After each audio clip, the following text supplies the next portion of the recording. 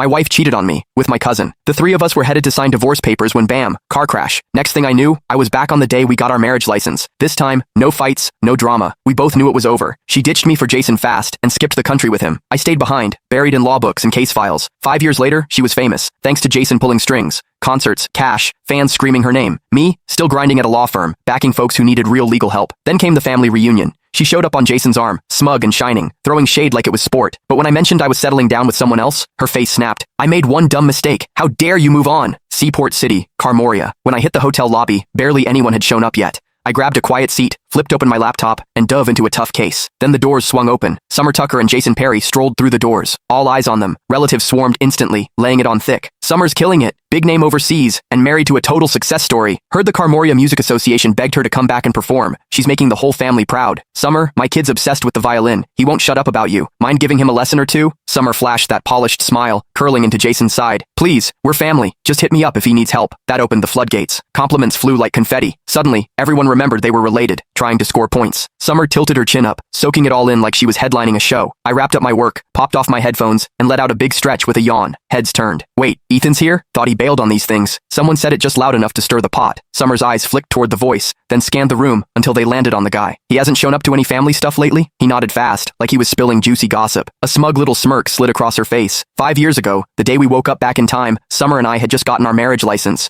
We were on our way to see our parents. Out of nowhere, she ditched me in front of everyone, ran straight into Jason's arms, and told him she loved him. Then she looked me dead in the eye and asked for a divorce. Said Jason was the one she really wanted. The whole family saw it go down. Most of them were here again today. Ethan's at Berevia Law, right? Dude's always buried in work. Never shows up to these things. Bet he's here for Summer. Maybe he still wants her back. That mess back then? Total humiliation. Summer's a star now, and Jason's her agent. Total power couple. Ethan trying to crawl back? Pathetic. The whispers kept going. Summer leaned into Jason, all smug. That's ancient history, she said, voice sweet. Jason's the one I really love. Silence. They looked so picture perfect. No one wanted to dig up the past. I barely glanced their way before flagging down a waiter. One coffee, no drama. I just wanted my parents to show up, say whatever they had to, and let me bounce. Jason didn't love that I was chilling. He strolled over, fake grin locked in place, voice dripping with sarcasm. Ethan, wow, didn't recognize you. You look beat. That job of yours eating you alive? Heads turned. Cue the peanut gallery. They jumped in like I was still 12. Ethan, you really should have picked a better job. Lawyers work nonstop and don't even make that much. Pushing 30 and still single? Embarrassing. No wonder you skip these get-togethers. Total disappointment. I locked eyes with Jason, then finally took a real look at him in Summer. Her hair was styled to perfection, wrapped in a plush cashmere coat, decked out in designer everything. She was practically sparkling with money. Jason had on a tailored suit, wedding ring shining. The way he carried himself, he looked like he stepped off the cover of a billionaire romance. No surprise people thought they were perfect. They nailed the look. I rubbed my temples and took a step back. Jason, you done? If so, back off. Your cheap cologne's killing my head.